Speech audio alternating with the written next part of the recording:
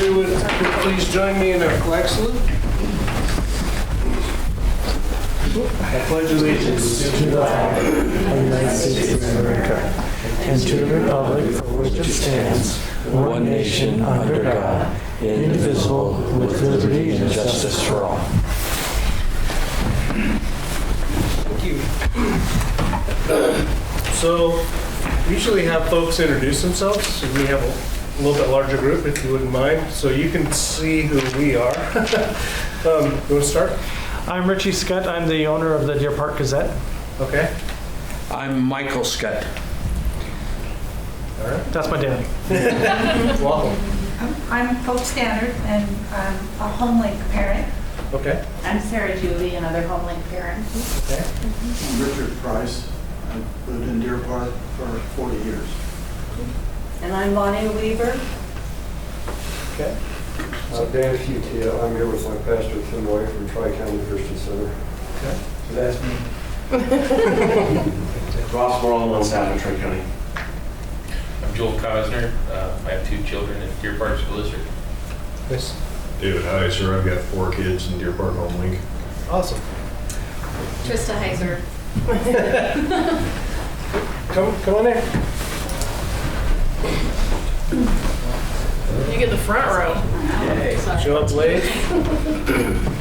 All right. So if you wish to address the board, for those that popped in late, Travis has some forms you have to fill out. Otherwise, welcome. Who are you guys? My name is Sarah. Kevin Byers. Nice to meet you. Nice to meet you. All right. Introduction visitors. All right. Items from the floor. Mr. White, you have the floor. We could limit it to like 3 minutes. But I'm working on. Thank you. Worked awful hard for that. Thank you. So thank you again for the opportunity to speak tonight.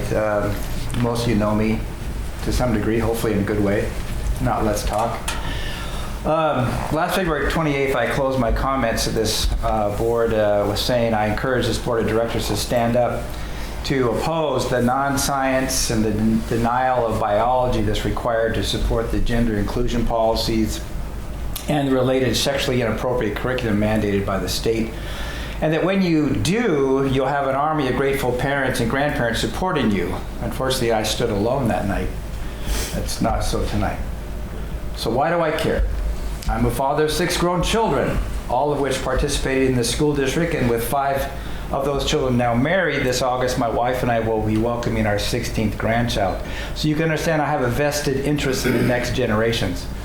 Additionally, I've been a pastor here of Tri-County Christian Center for almost 21 years, and I am also one of the founding pastors of We Heart Deer Park, that for 9 years in a row provided assistance to needy families with our elementary age children, their families, through our very successful back to school event on that Monday before school on the grounds of Arcadia. I'm sure you're aware of those. But tonight I'm here to do 2 things. One is I want to thank you and our superintendent for all that you have done over the recent years to try to keep as much of the sexually explicit and inappropriate material out of the classroom as possible. This is not Loudoun County by any means, and I can tell you, I can speak more than just myself, but we are very grateful for our superintendent and for all of you that what you have done. And because of that, because of who you are and the stands I know you have taken, that I want to say that I am here to help you in whatever way I can to join with like-minded districts, administrator, or community leaders to stand up against this assault on our children's innocence and the attempts to infringe on parents' rights. However, I want to be clear, I'll gladly join with you, but I'm doing it for them. So why stand up now? That we need to see what's coming. This school year, if I'm not mistaken, the youngest group that in this district that is to be taught those basic elements of the sexual health curriculum that you have whittled down as much as you can, thank you for that, is the 6th, 8th grade level. Is that correct? 6 through 12. 6, all right, but the youngest is 6th grade. Correct. I believe next year goes to 4th grade. So it would be naive for us to think they're going to stop at 4th grade.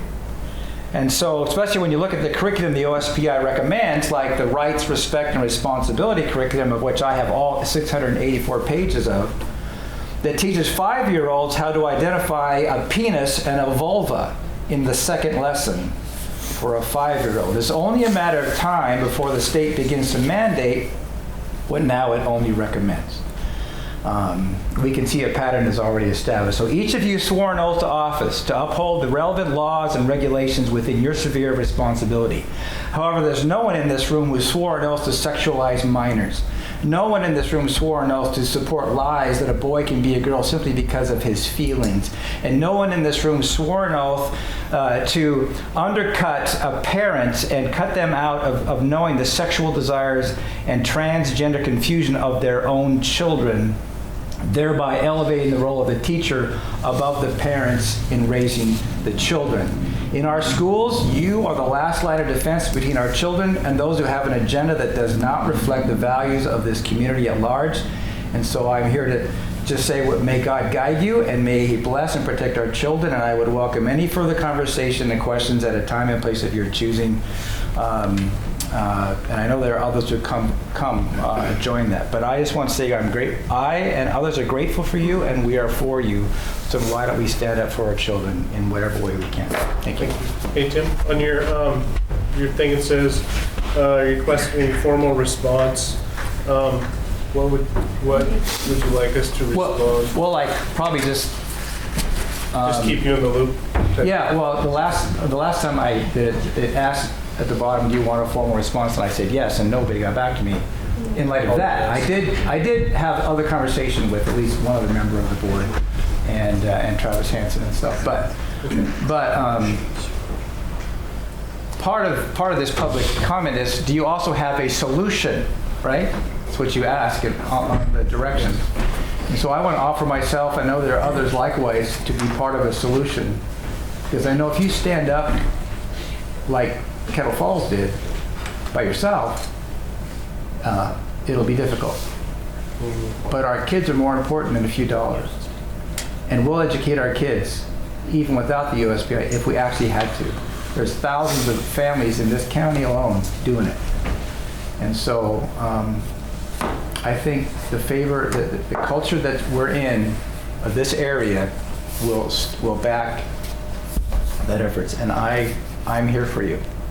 Thank you. I want you to know that. So, thanks. And thank you for what you guys do with Queen Arthur Park. Yeah. I know the families and community very much appreciate that. Thank you. Signature sheets or talk. Sign sheet. Okay, sorry. Mr. Price.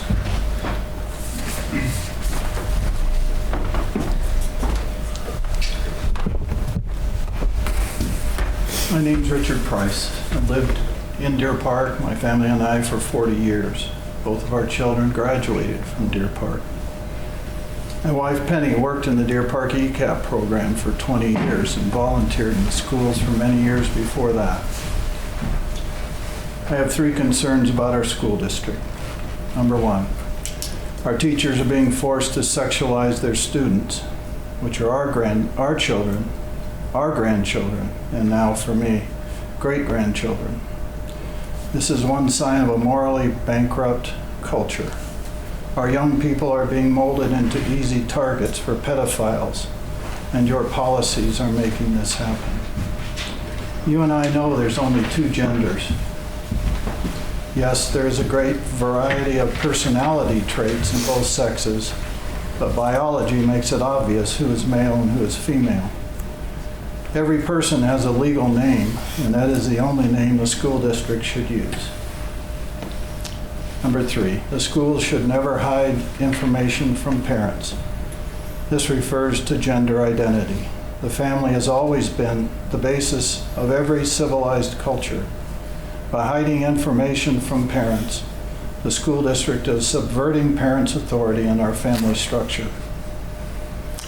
Like it or not, you're on the spear of these issues. Will you do the right thing or take the easy way out and let this madness go on? Don't kid yourself. It is madness. Our superintendent needs to help you figure this out. Surely there are other school districts that see these issues as I do and are also looking for help. One idea is to approach the sexualizing of our children by the school teachers as being required to teach pornography. To me, teaching sex and masturbation by both pictures and words in school certainly qualifies as distributing pornography. Unfortunately, this is where our school system is today. If we don't do our part to stop this evil, we can clearly see who will. When these policies come to you for a vote, I encourage you to stand up and just say no. Then you can go home and have no regrets for yourself, your family, and your friends. I can hardly believe I'm here saying these words to a school board, but I am ready to stand up and fight for what we all know is the right thing to do. Thank you. Mr. Heiser? Did I pronounce that correctly? Yes, sir. Okay, thank you.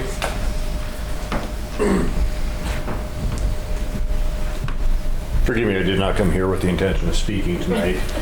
I was actually roped into this by my wife and informed of this coming this morning. She was innocent. She's meaner than I am, so. Like I stated in the introduction, I have 4 kids who are part of Deer Park HomeLink. We brought them into the HomeLink program. We did not appreciate some of the things early on in sending them to school every day. It seems to have gotten worse. When we stood here, we did the Pledge of Allegiance to the Republic. It's not a democracy, it's a republic. Best definition of a democracy I've ever heard is 2 wolves and a sheep voting on what's for dinner that night. Washington State, the rest of the state can be outvoted by 2 counties. They aren't over here. We need to self-govern or have policies that make sense for the people we represent. I don't think the people in Spokane or any county east of the Cascades would be appreciative of some of the things that are attempted to be shoved down our throats. Schools for math, English, science. Not a new science, a new biology. That does not make sense to anybody who went through school at any time these people in the crowd went through school. I have a lot of biology in my background. None of it makes sense to me. I would hope that the school board here appreciates the fact that they represent local, not the state, not Thurston, Pierce, King County. We need to educate our children, not indoctrinate our children. And with that, I'm not asking you to teach my children Christianity, Muslim, whatever faith. That is the home. I want science, I want math, I want English. I do not want my kids swayed one way or the other. I do not want somebody else's children swayed the way I think. I want them educated. Leave the morality to the parents, to the community. Thanks, sir.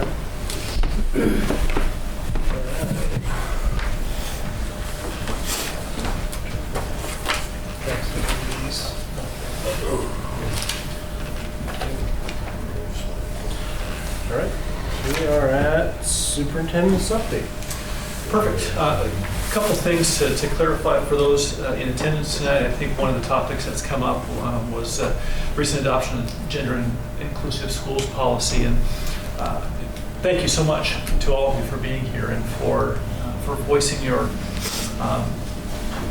thoughts and your concerns to the board.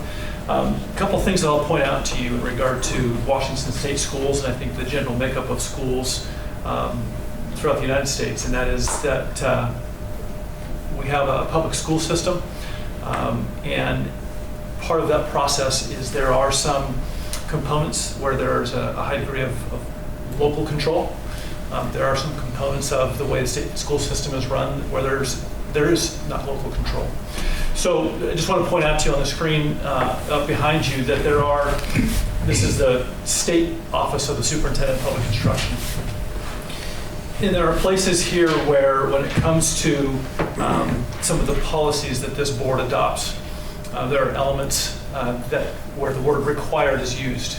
And often where the word required is used, there's an RCW or a WAC state law that's associated with that.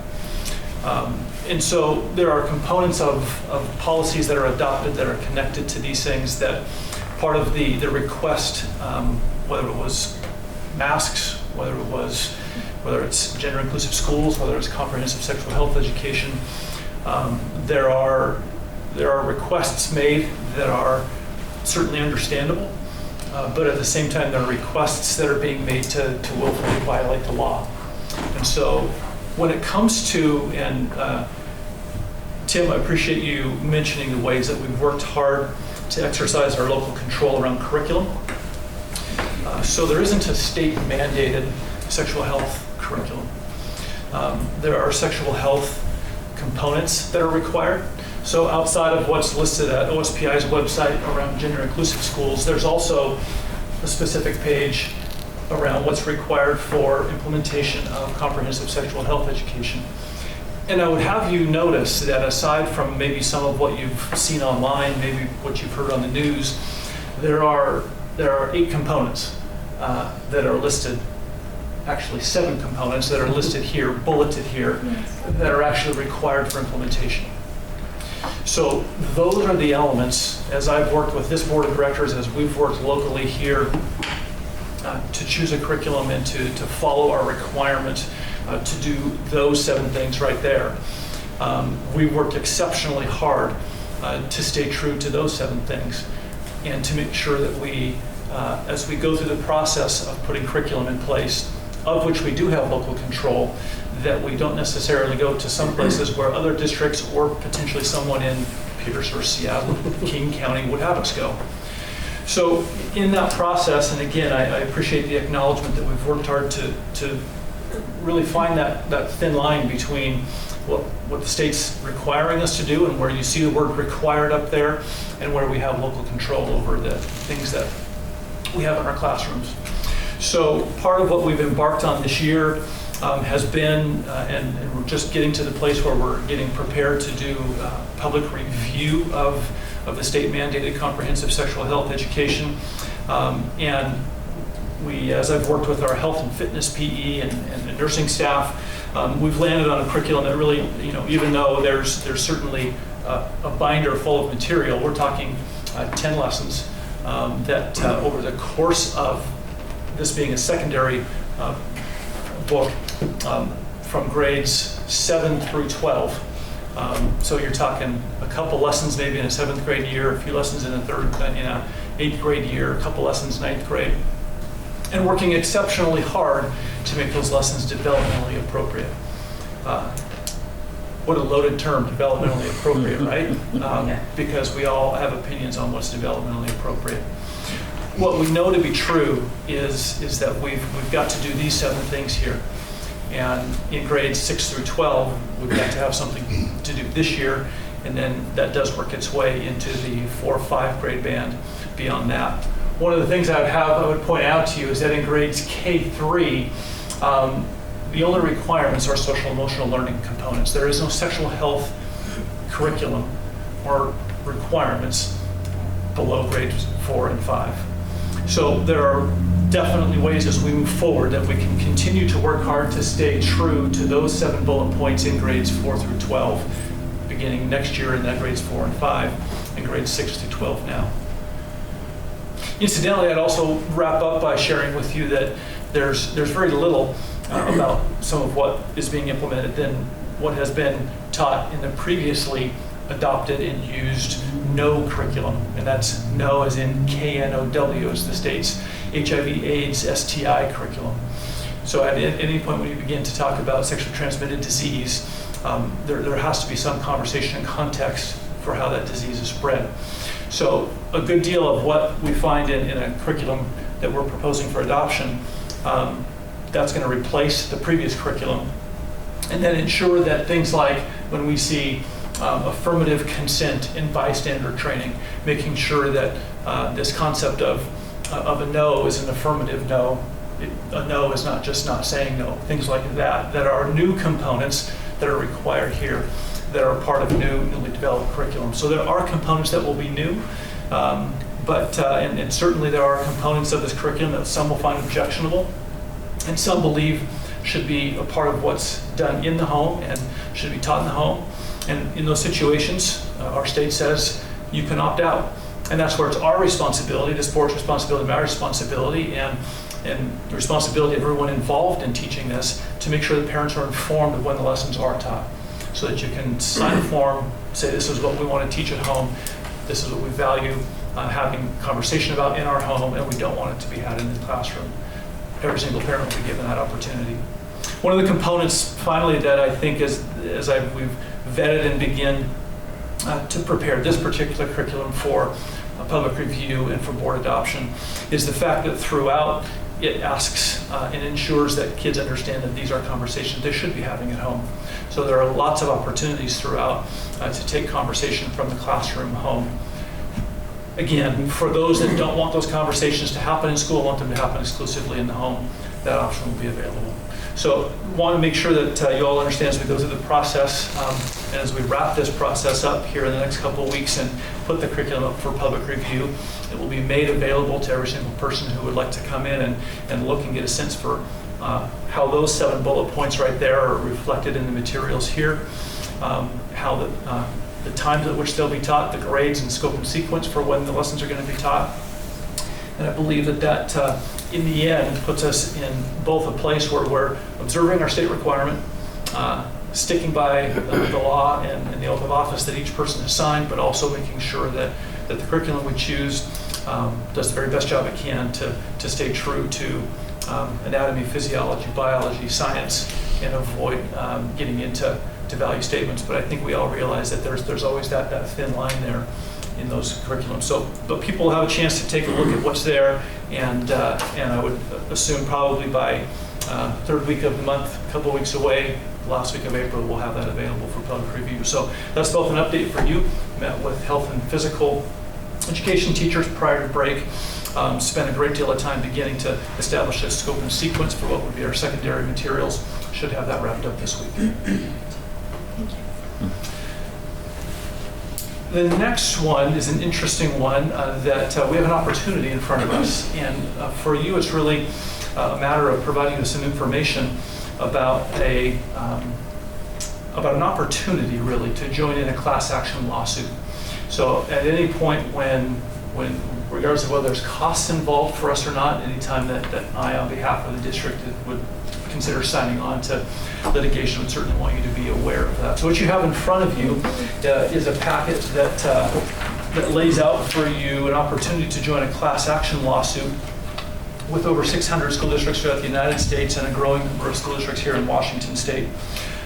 Deer Park's legal firm, Stevens Clay, is the primary litigant that is signed on with the class action litigant out of California. And I'll point out to you in the section on your front page what's the lawsuit about. I'd point out the last sentence that says specifically, school districts seek to hold Juul Labs, being the company that originally created vaping devices, to hold Juul accountable for costs school districts have incurred or will incur to prevent, intervene, and educate about nicotine use and addiction due to vaping. It goes on to say, to date, school districts have prevailed against several motions by Juul to dismiss these claims.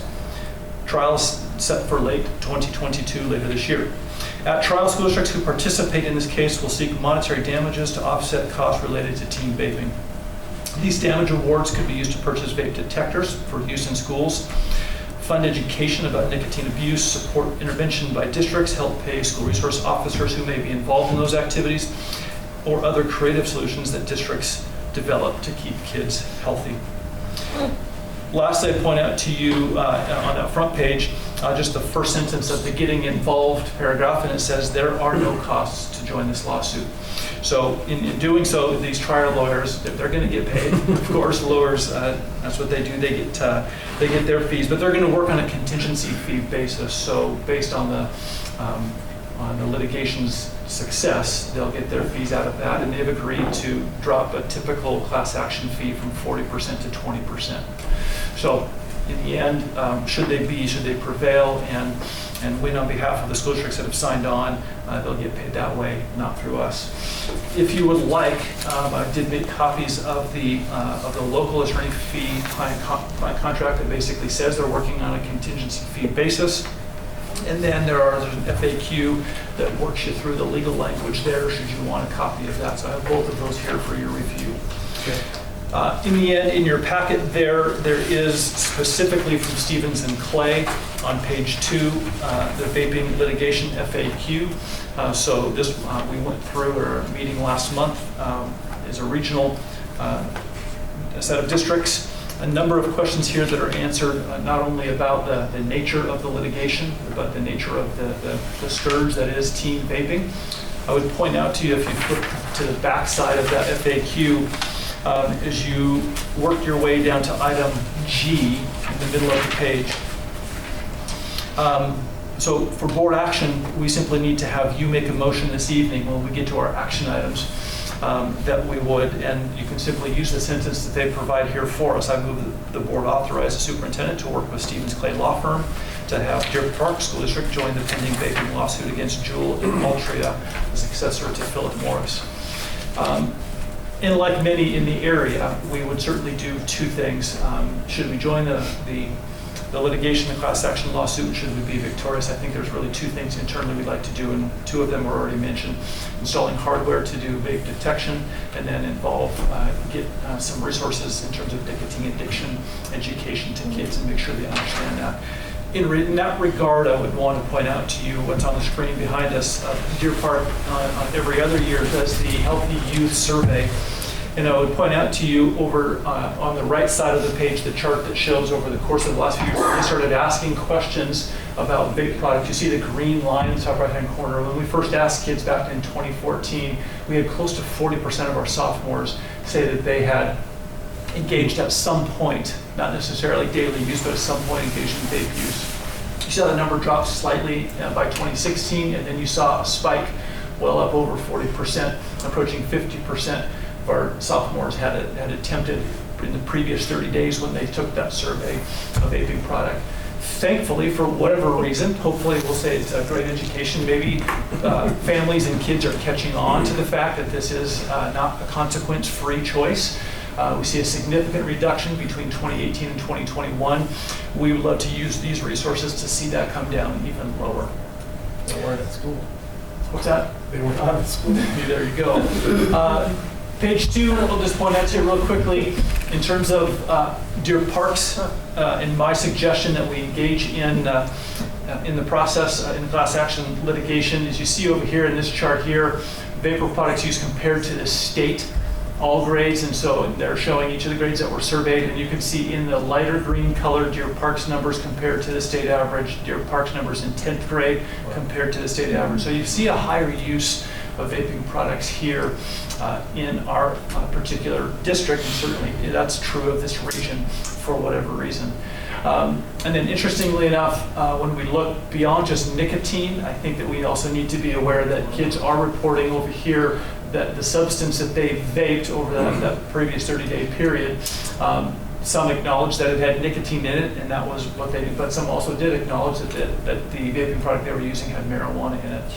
So I want to make sure that both, as we talk about the nicotine education component, I think it's also really important that we take a larger view of the problem and talk about drug abuse in general, and understand that the vape devices that these companies have created can be used for many purposes, not just nicotine. Tell me again, what year is this data? So that's from 2021, last year. Yeah. And so I think Eric makes a good point that a lot of people in 2021 weren't at school. They were home. Not last year, they weren't.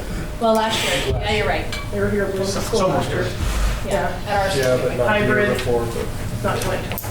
So the one obligation that we have, with your permission, and if you are interested in having us join in, we need to submit a plaintiff questionnaire which you have in your packet. Basically, I would sit down with our secondary administrators.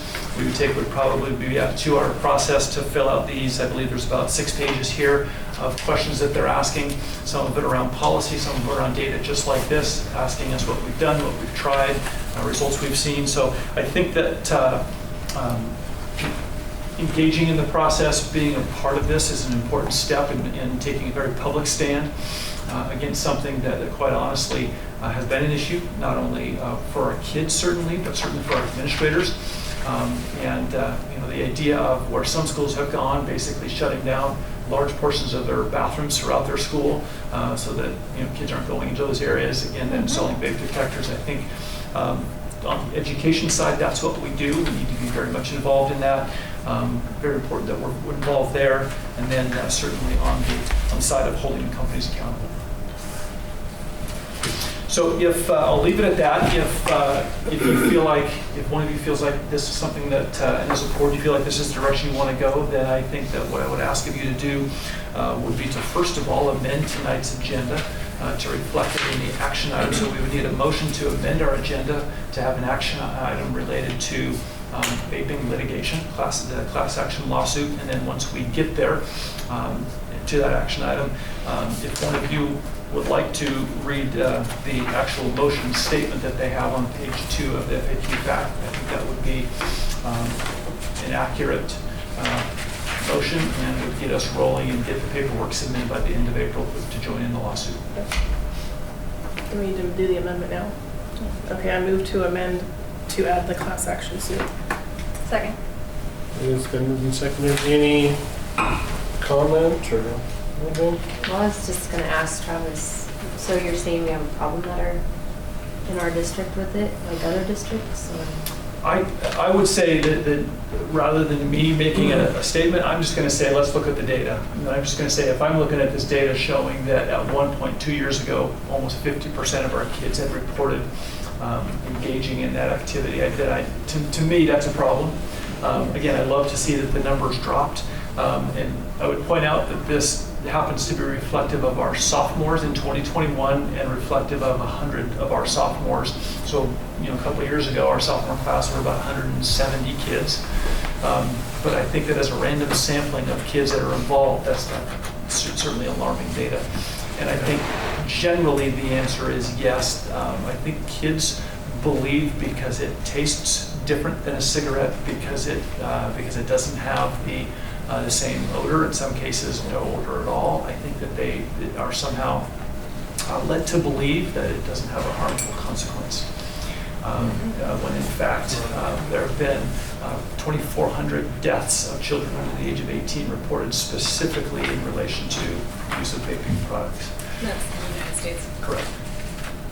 Well, I found it interesting. It's vaping bad for you. It says nicotine rewires the brain between 11 and 25, creating a potential addict. It was interesting how it didn't say ages, but. Anything else? All right, then moved and seconded. All in favor, say aye. Aye. Motion passes. Or So you'll just need to give that an item, an action item B when you get there. Yep, it's on my list. Lastly, we'll just report that obviously back from spring break, we're on the home stretch. So the months of April and May left, we've got state testing coming up, so it's that time of year. We've got those activities going on. Also, I know Lindsay and Eric have been involved in the facilities committee. We continue to make good headway on that project, and I would anticipate this fall you'll have a recommendation from the advisory committee as to exactly what direction to go. At our last meeting, we heard from Mayor Verzel that the city council does have some property that they're interested in surplusing or potentially even signing an interlocal agreement for the potential site for a third elementary. And then lastly, had a brief conversation with Steve Howard over break. Our middle school project continues to go well. The last piece that we believe is going to arrive in late June, so much later than they had planned, was the actual, if you were to drive by, you would see that The sheeting material on the roof is up, but the actual the composite material that they're using the roof system that they're using, one of those items caught in pandemic delays. So should be here, will be here, they anticipate prior to the start of the school year. Otherwise, that continues to go really well. And they're just getting ready to start the formal engineering and construction of the new bus loop, which will be great. What grades are we testing right now? So 3 through 8, and then our sophomores. Okay. Okay. Anything else? That's it. All right. We have a consent agenda. We need a motion on that. Move to approve the consent agenda? A second. Any discussion? Seeing none. All those in favor say aye. Aye. Opposed? All right, passes. With the amended agenda, we have an action item.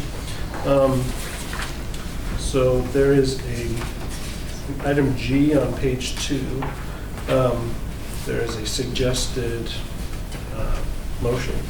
Somebody would like to do that? I move that the board authorize the superintendent to work with the Stevens Clay Law Firm to have the school district join the pending vaping lawsuit against Jewel and Altria and the successor to Philip Morris. Second. Any discussion, further discussion? Cool. I think anything we can use to educate kids to do. Thank you. That's good. All those in favor say aye. Aye. Opposed? All right. Very It good. is good. And with that, You have one more action item. It's a long. it's not on.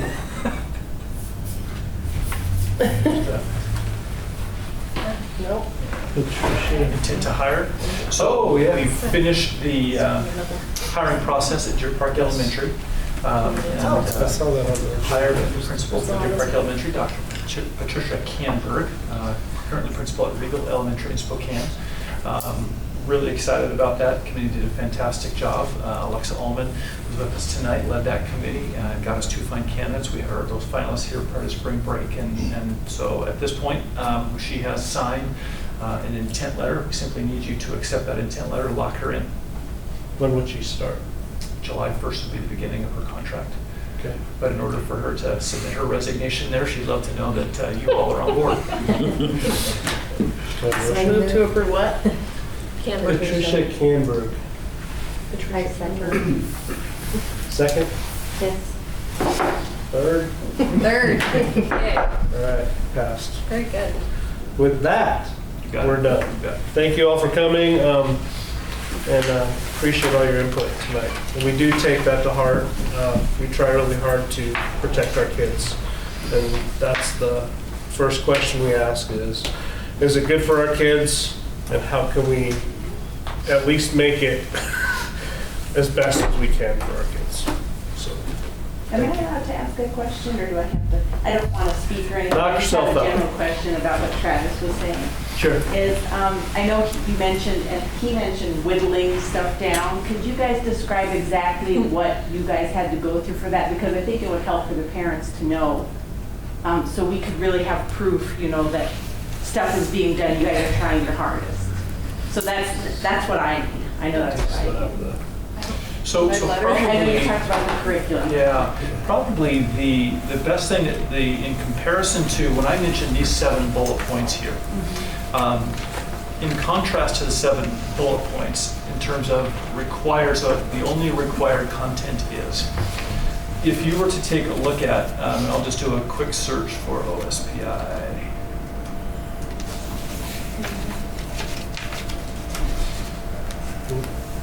Didn't pare down the WASDA. Yeah, that was the one. So if we look at the Health Education K-12 Learning Standards document, and we work our way through, let's see, is that the right one? Let's go back. There it is. So if you were to work your way through this particular document, you would see a whole lot more than 7 bullet points. So there are components here that are literally just health and phys ed, general PE components. But as you get into other components in terms of what the state is recommending, not requiring, then what you're going to see in a document like this is you get into, so those 8 standard areas get into, as you look at the top there, out of 125 pages of standards, you get into more of the topics around gender identity, sexual identity, elements that are embedded here that, as you look in the previous bullet points, aren't necessarily included there. Do you have the option to do those things? Absolutely. But in terms of required content, we've worked really hard to choose a curriculum and go in directions that stick to the 7 bullet points. Which is very similar to what we're already doing. Right. There's not all those other things that I know. I was mortified the first time I saw what was going on and went, what on earth is actually happening right now? Like, if I'm embarrassed to look at it, I certainly don't want my kids to look at it. So you guys... That is not... Well, And if you will, before I got on the board, I was in your shoes questioning things, and then I ended up being on the board. And I have a 4th grader and a 9th grader. So it's we have kids in the system we're very aware of. There is absolutely no way my son or my daughter is going to see this. Now we look at this and say, okay, I can handle this. Okay. I'm okay with this. Thank So you for that now clarifying, because some of us don't know you all. Correct. Yes. Correct.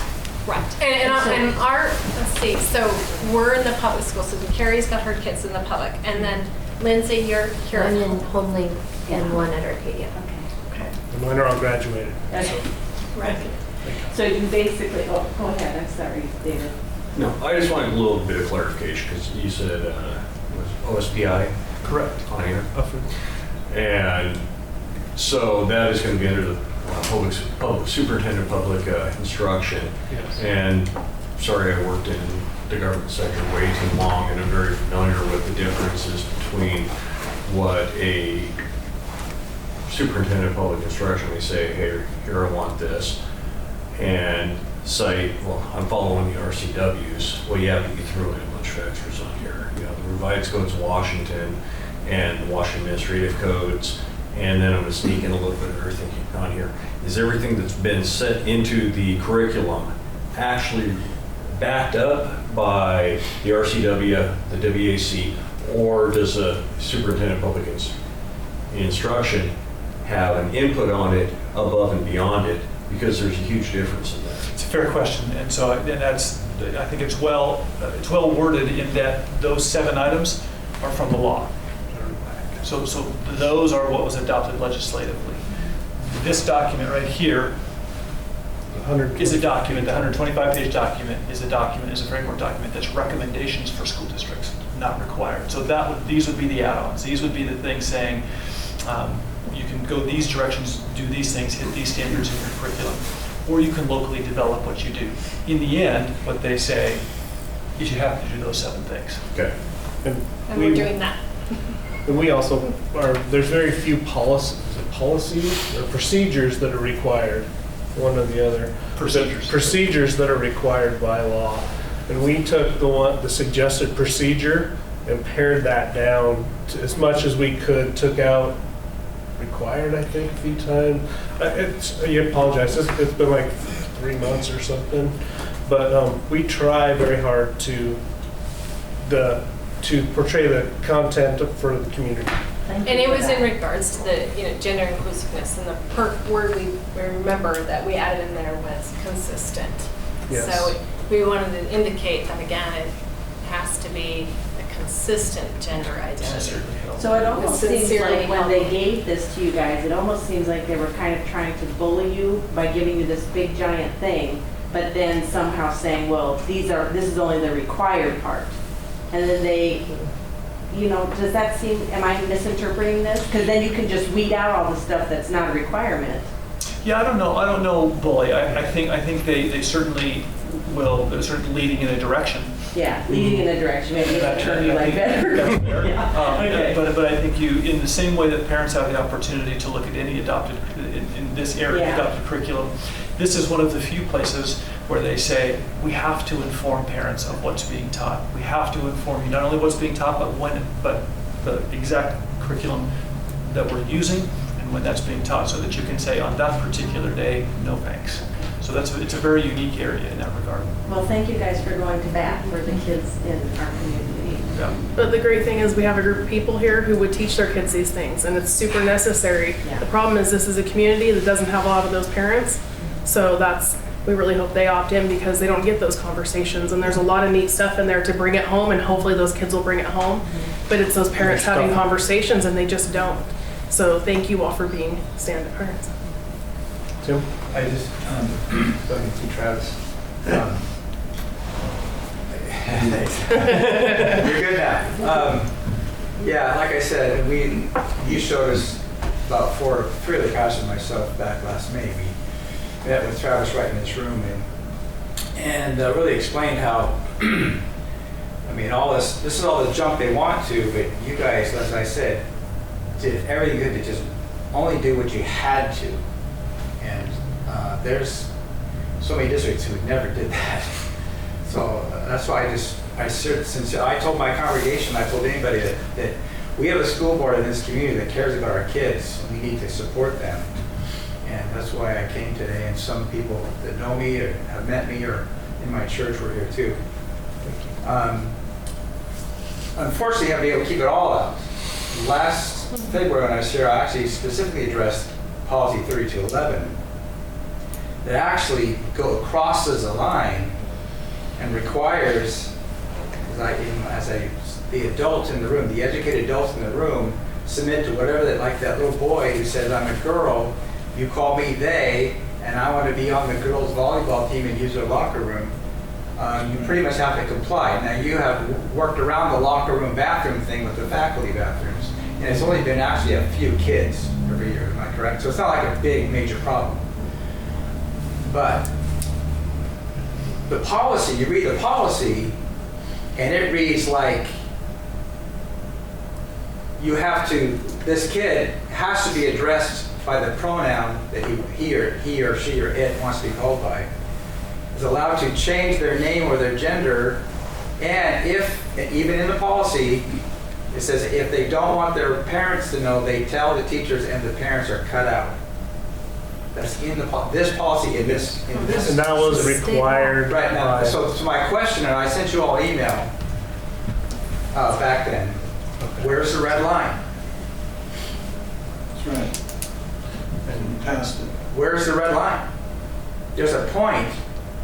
We have to say, That's right. I don't. Right. What was the Nuremberg trial all about? I was just following orders. Now we're not talking the same degree of seriousness, but we are talking about the same thing, that we are allowing at least that our children's innocence is literally being stolen. There's so much I took out of my speech today because you only gave me 3 minutes. But these children, I mean, I've seen the devastation in adults' lives because of just one sexual encounter of one kind or another when they were a kid. They're still living with it now, married with kids. One exposure. And you guys are doing everything you can. Yay, keep it up. But there's a point where we're going to have to draw a red line and say, Mr. OSPI, we're done. Our kids are more important, and your funds. Think about this. If we tell our kids, no, I couldn't stand up against the institution that wanted to corrupt your innocence and sexualize you, because they're going to take our money away to allow them to continue to operate in our communities, sexualize our children. What sense does that make? Yeah, okay, take your money away, and we will educate our kids. I mean, that's I know that's probably extreme, but somebody's got to stand up to the kids because they can't. And I know you're with me on that. But there comes a time you got to say enough is enough, and I'm going to stand up. I'll take the arrows for my kids and my grandkids. I will. I'm doing it. I've lost people from my church because I've addressed current issues. Right, Mike? Yes. Thank you. So anyways, yeah. Well, with that, folks, we're done for tonight. We're adjourned. Thank you for coming. And forward to seeing you next time.